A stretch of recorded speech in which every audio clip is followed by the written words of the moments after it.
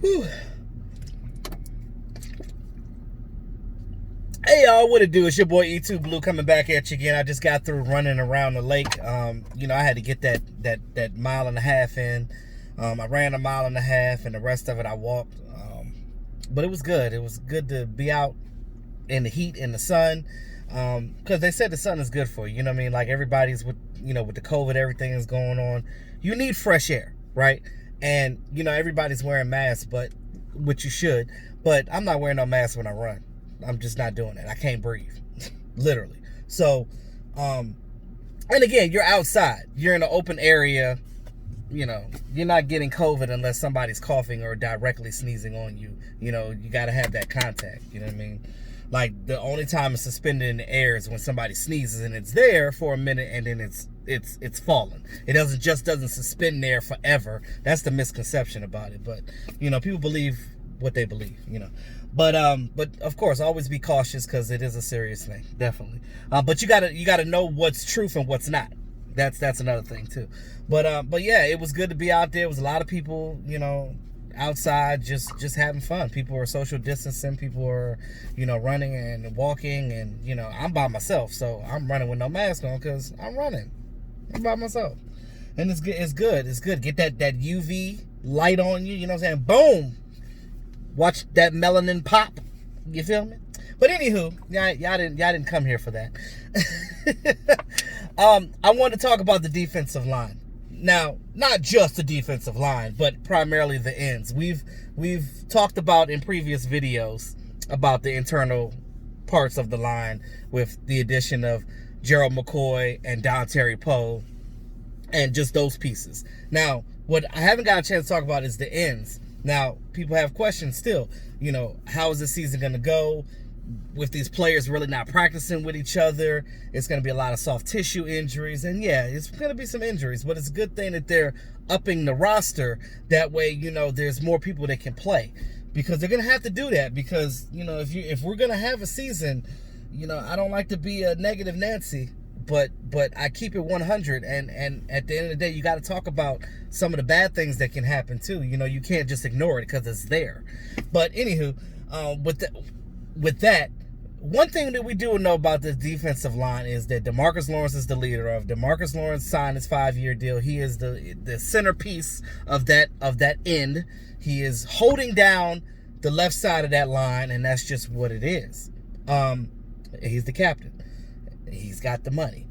Now, what we've forgotten about, guys, is poor Jalen Jokes. Poor Joe Jackson. Those are the forgotten guys from last year. You know that Jalen Jokes, he was on the practice squad, but he was on IR for injury. Joe Jackson never got a chance to crack the roster. He was on the practice squad.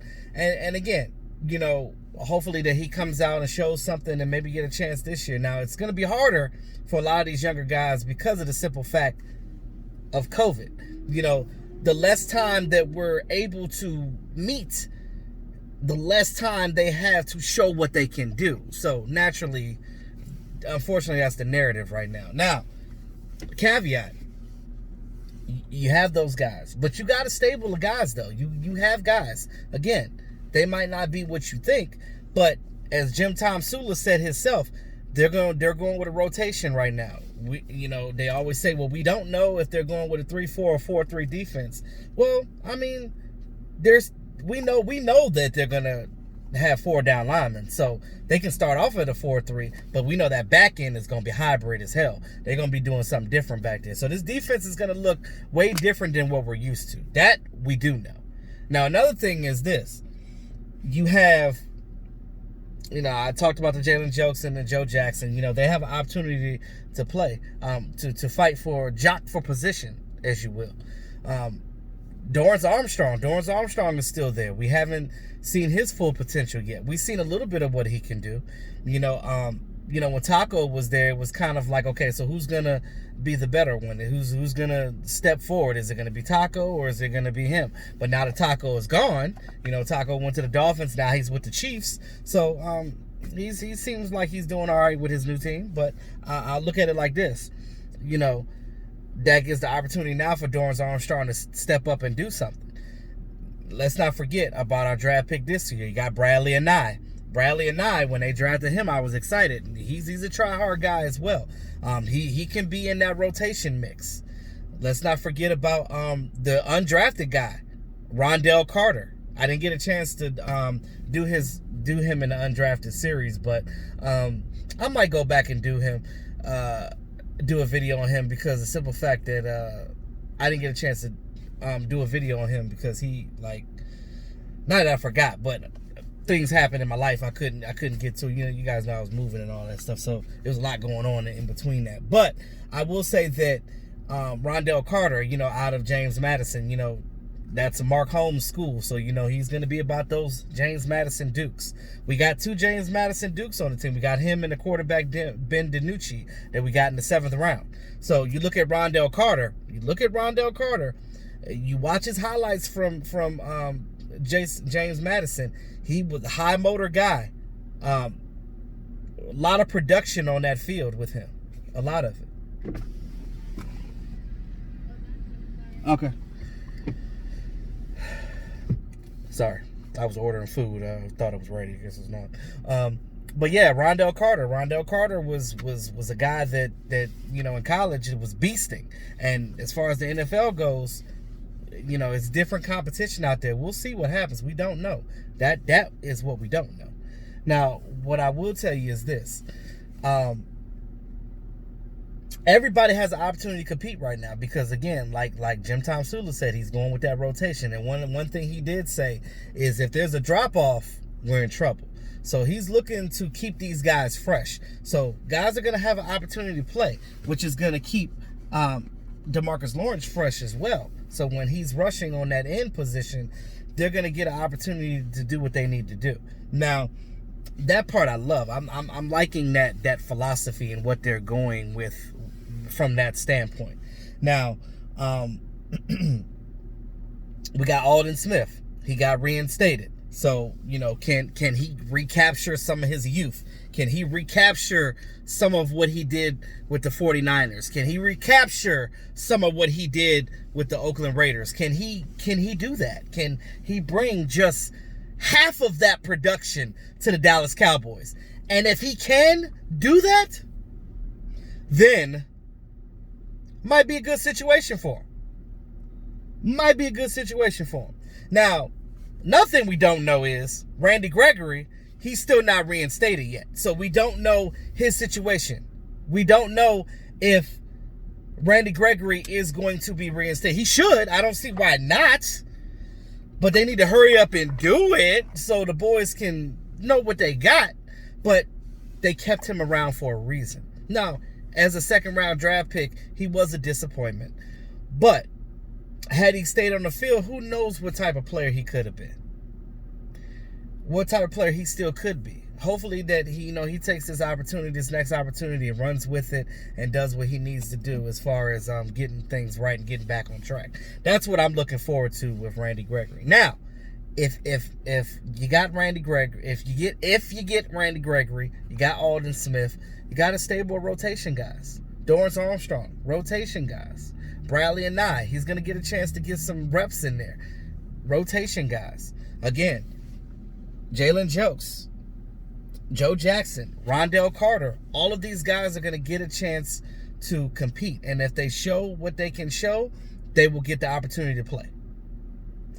And those are the outside guys. You look at what we have on the outside and you're like, okay, well, why not? Let's do something. Let's get it going.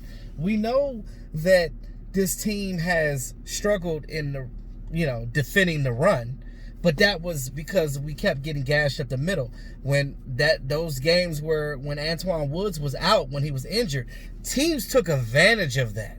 And they were like, oh, y'all weak up that middle? Oh, let me penetrate that middle. Because y'all weak up in there. So since they weak, they going to get up in that middle. And that's what they was doing. They was gashing us. They was hitting us like they were bowling ball, like we were bowling pins. Just hitting us and knocking us down. Embarrassing. Now, that's why they got that middle taken care of. Let's not forget about Tyrone Crawford, guys. You look at Tyrone Crawford. Now, some of you, and I've been hearing the blogs and on Twitter and stuff like that, and a lot of fans seem to just want to get rid of Tyrone Crawford. Why? I understand he had a hip injury, and I know what people's reasons are, because they think that every player that had a hip injury, because, every player is different. They think that because he had his hip injury, he's not going to come back and be anything. Well, I'm not going to say that that's always true. Now, if a player tell you he good to go, especially with a hip injury, because I don't think they're going to lie about that, because if it was really bad, he would have just retired. Because, again, he's at the point in his career where it's either you play or you don't. And he's going to give it a chance, and I think that he's going to be all right. Now, he may not be to his truest form. That's quite possible. But what he produced before, we weren't getting penetrated like that when he was out there doing his thing, when he was on that field. That's why I said I look at Tyrone Crawford as a guy that's like, okay, he makes a difference when he's on the field. He makes a difference when he's on the field. He definitely does make a difference. So that's how I look at it. That's how I perceive it. So I perceive him as a guy that's going to come out there and get it done. And the thing with Tyrone Crawford, he has position flex as well. You can play him as a 3 technique. You can play him as an end. So you can move him around. So with that rotation, you're going to get a stable of guys to do that. So that's pretty much what I wanted to talk about as far as the defensive ends and how this team is going to go. I think that we're going to be all right. Like I said, the biggest thing that we have to figure out is if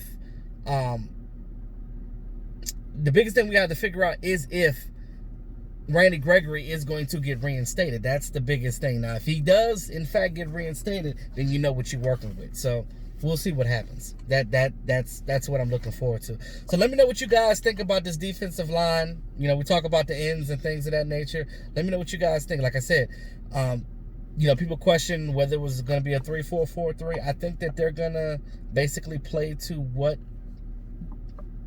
the players dictate. So if the players come out and they show that they can do something with a 4-3, then they'll stay with that. But they're going to start off with what we've been doing now, because I believe we have more personnel right now for a 4-3. So because of the way that we're set up.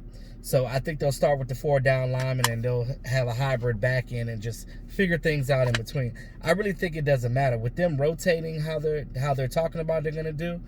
I don't think that 3-4-4-3 is really going to matter in this situation, because the biggest thing is to not keep playing cover 3 and being in dime and nickel formation and just staying in the same thing and not moving and not disguising coverages. The fact of the matter, we were too predictable before. So now that we got this new staff, hopefully they come in and not be so predictable that we can disguise coverages and do some different things, because we got the talent on the team.